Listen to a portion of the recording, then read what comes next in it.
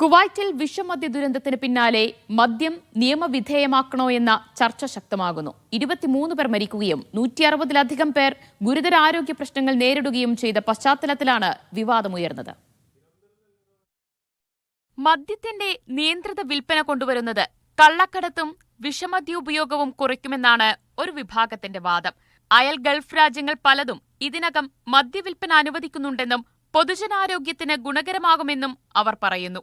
അതേസമയം കുവൈറ്റ് ഒരു ഇസ്ലാമിക രാജ്യമാണെന്നും മദ്യവിൽപ്പന മതപരമായി നിരോധിതമാണെന്നും മതപണ്ഡിതർ ഓർമ്മിപ്പിക്കുന്നു.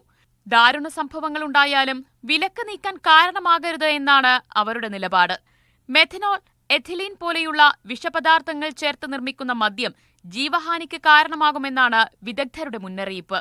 മെഥനോൾ ശരീരത്തിന്റെ ദഹനവും നാഡീവ്യവസ്ഥയും തകർത്ത് വേഗത്തിൽ മരണത്തിലേക്ക് നയിക്കാമെന്നും അവർ വ്യക്തമാക്കുന്നു. സുരക്ഷാ ഏജൻസികളുടെ വിലയിരുത്തൽ പ്രകാരം ഇത്തരം ഉൽപ്പന്നങ്ങൾ വിദേശത്ത് നിർമ്മിച്ചത് എന്ന വ്യാജ ലേബലിൽ വിപണിയിലിറക്കുന്നതായി കണ്ടെത്തിയിട്ടുണ്ട്. പ്രത്യേകിച്ച് ക്രിസ്മസ്, പുതുവത്സര സമയങ്ങളിൽ ഇത്തരം ഉൽപ്പന്നങ്ങളുടെ വിൽപ്പന വർദ്ധിക്കുന്നുവെന്നും റിപ്പോർട്ടുണ്ട്. നിയമം ഫലപ്രദമാണെങ്കിൽ തുടരണം. എന്നാൽ നിരോധനം ഗുരുതര പ്രത്യാഘാതങ്ങൾക്ക് വഴിവെക്കുന്നുവെങ്കിൽ കർശന നിയന്ത്രണങ്ങളോടെ നിയമാനുസൃത വിൽപ്പന അനുവദിക്കണമെന്ന് അന്താരാഷ്ട്ര നിയമ ഉപദേഷ്ടാവ് അൻവർ അൽ റഷീദ് അഭിപ്രായപ്പെട്ടു.